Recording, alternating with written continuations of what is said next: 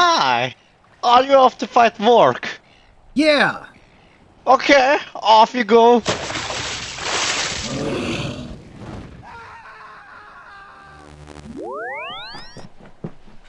Hi! Would you like your gear back for 100k? Yeah!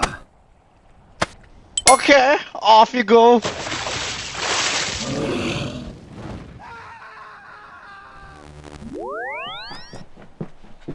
Hi! Shut up! Boss fighting can get pretty pricey, and when you're an IRL man like me that can only play at certain times of the day, that makes money making difficult. Take too many 15-minute breaks during the wrong parts of the day to farm your birdhouses, and people start wondering if you have gastrointestinal issues. Fortunately, a fan gave me a 100 million GP grant, and now I'm on a new quest to find the best ways to make some money while mostly AFK. So full disclosure, this episode may contain some math and statistical analysis, so viewer discretion is advised. So the first thing I did with the original 100 million was take 2 million GP from the stack and invest that into the Kingdom of Miscellanea Bacon Trust. There it could sit and earn me a decent daily income. The Kingdom of Miscellanea Management can act like your standard savings and loan account, where you can easily earn a fairly stable return on the money you invested, just like your normal neighborhood bank, where you mow the front lawn on the bank on a daily basis. Next up was to figure out what to flip on the Grand Exchange, aka taking advantage of people using the standard game client. For Rune Lighters, there's a great plugin called Flipping Utilities, which helps track the active high and low selling prices for each item. And it even links to a good wiki page that displays all kinds of great statistical data for each item. Math nerds! As I've never done flipping before, and most guides out there assume you're logged in at all times, I had no idea what to look for, and I wanted to do this experiment as scientifically as possible. So I tried searching for a variety of items. Would high volume items work? Would potential profit be better? I wanted to see what kind of items perform best and then move from there. So for day one, I settled on these 7 items. I divided my remaining initial investment into 7 piles of 14 million GP each and made low-end price purchase offers for all 7 items, and kept track of any money left over for each. Then, every hour or so, I would log in, see what purchases had gone through, and then relist those items for their high-end value.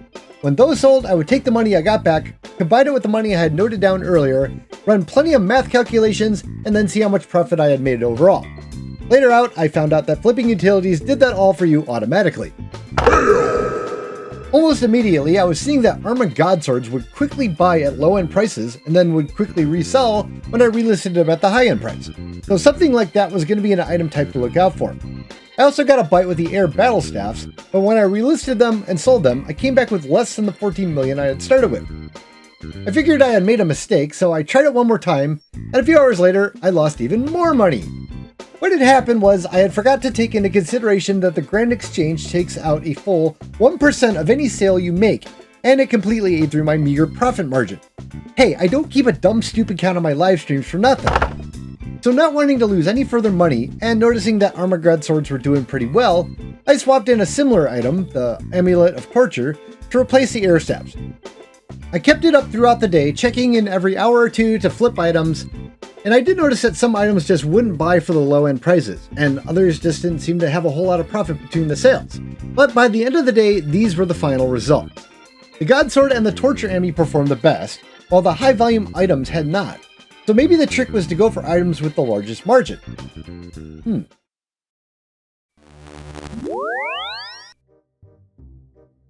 Day 2, I tried to put that theory to the ultimate test.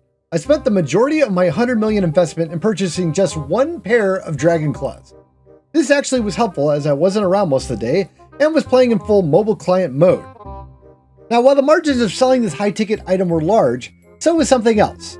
That 1% Grand Exchange tax, as 1% of an 80 million GP item turns out to be a lot of GP, and it heavily cut into my imagined profits. Still, by the end of the day, I'd made around 2 million in profit just by selling those D-Claws all day long. Better than the Godsword the day before, but not better than the combined effort of multiple items. Plus, I wasn't diversifying. More on that later.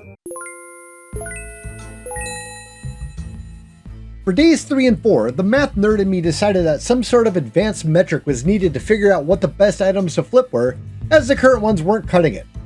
So I copied over the tables from the Flipping Utilities website and started doing my own calculations in Excl, I was looking for some sort of magic number that would point to the perfect items to buy. Margin was a good starting point, but you also had to consider the selling price too, as a big margin on a high-priced object as items sales tax sell much. But then you have to consider the sales price per margin if you want to determine the true profitability. But then you have to remember margin. So in conclusion, I figured out that I really should have paid better attention to my math and statistics courses in college. So while I didn't find the perfect magic bullet, there were some numbers I could pay attention to. 1. You need items that have a volume of at least 1,500 a day, as anything less gives unreliable data, and it could possibly be difficult to buy and sell as well. 2. You want to look at the return on investment number, which is really just margin divided by sales price. Anything over 1% means you'd make money, since the Grand Exchange tax is 1%, so 1.5 is good, and the higher the better. 3. You also want to see volume and price graphs that have stability like these, and not graphs that had huge spikes or strange data, as unreliable data would mean that the ROI number was probably wrong. With that in mind, I settled on these items for days 3 and 4. I was actually quite busy for both these days, so some things I had bought had sat on the Grand Exchange for hours, and I was at risk at crashing prices. But at the end of each day, I was able to do some active trading and solidify some profits. With that, I discovered that there are actually 2 types of items I'm looking for. One would be items that I could slowly buy throughout the day at very low prices, without fear of the price falling out because they were stable items, something like cannonballs. And the second set of items would be things that I can buy and sell quickly so that I could flip them and make a profit just so long as I could check in fairly regularly. So something like those MacLeod swords. I was going to be busy for day 5, which meant it was a good chance to test out some stable price items that I could slowly buy up throughout the day without having to check up on constantly. Before going to bed, I found 8 items that had pretty good stable prices and put in buy offers for the lowest prices I could find from the past 24 hours. I went to sleep and then woke up to see that hardly anything had purchased overnight. I figured I'd leave these offers up throughout the day just to see how well this went and sell whatever did go through later in the day. In the end, I did have some success with a few items and not much for others. Shattered relics actually did really well, while cannonballs, which had done well the day before, did not. By day 6, I was feeling a little frisky and wanted to try out a couple new ideas. Like, what if I took the low-end price of a popular potion, figured out what the equivalent price of the partial dose pots were, and tried buying those up overnight. In the morning, I could decant everything I purchased and resell them at the top dollar 4-dose price. I also wondered if I could buy bird's nest for 1 price, run down to the desert, have them crushed, and then resell them as a crushed nest for a higher price. The partial potions idea worked pretty well. For the other idea though, I was never able to buy regular nests to try out my theory. For the day itself, I focused on some of the bigger ticket items, looking for higher margin flips. By day's end, I had some clear winners and losers, but the real surprise for me was the once very profitable MacLeod sword. And this brings me to my first key takeaway: diversity. Well, not that kind of diversity, I mean investment diversity.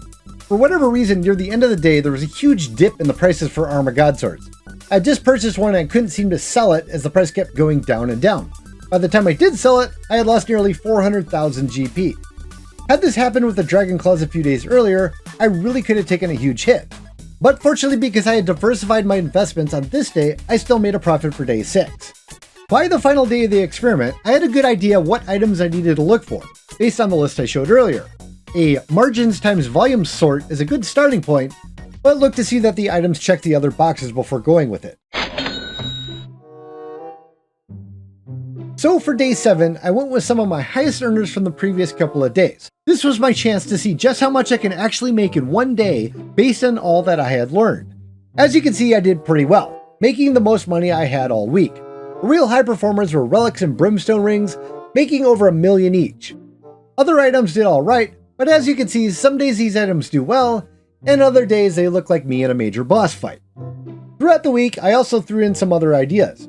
I started purchasing daily battle staves, and then flipping those on the Grand Exchange for a nice daily boost. Someone in my stream suggested I do herb runs, as technically they sorta qualify for IRL-man mode, as you can do them at least once or twice a day in under 10 minutes. I'm actually open for other suggestions like this, so if you have any other ideas for mostly AFK money making, leave them in the comments. The guidelines I'm setting up for this are: it has to be mostly AFK, doesn't require you to log in for more than 5 minutes every hour, or it can be done within a 3-hour window each day. You should be able to complete most of the work in under 8 minutes. It should generate at least 50k a day. So everyone about to yell something about claim ogre arrows and flax? No. But back to the herb runs. I experimented doing 2 runs a day with various seed types, and found Ranarr and Toadflax to be the most profitable if you subtracted out the expenses like seeds and teleports and purple poo. Snapdragons sell for the most, but because of the high cost of the seeds, they actually didn't make a lot of profit. Toadflax was actually a great low-cost startup herb with a low seed price that made almost as much as Ranarr's did, so check your prices daily. Daily battle staffs and miscellaneous items also made a decent steady profit, with very little effort. In total though, from the initial 100 million GP investment, I was able to make a grand total of 22.5 million GP. So over 20% profit in a week. Now originally, I think the guy that had donated the 100 million was hoping I'd just purchase a Dragon Hunter crossbow and do Vorkoth runs at 5 million an hour to make real bank. But remember, these are pretty much AFK methods. These moneymakers are slowly getting you cash throughout the day, and you can do pretty much anything else you want, including real life. You also have to consider that this might not be the true potential of what can be made here. I was doing a lot of experimenting. The final day of flipping, when I had a good idea of what to do, I made nearly 4 million in profit. If I had grown Ranarrs the entire 7 days as well, and squeezed in 3 farm runs instead of 2, I could have made over 4 million a weekly profit just from doing that. Throw in the battle staves and miscellanea, if I had done all of that for an entire 31 days, my total profit would have been nearly 145 million. And that's on top of the initial 100 million investment. Realistically, a far less sweaty 2.5 million a day flipping and 2 herb runs a day would still put you close to 100 million in about a month. Pretty decent for money making that's nearly completely AFK. But if you have any of your own ideas for money making, let me know and I'll try them out. That's it for this week. See you later.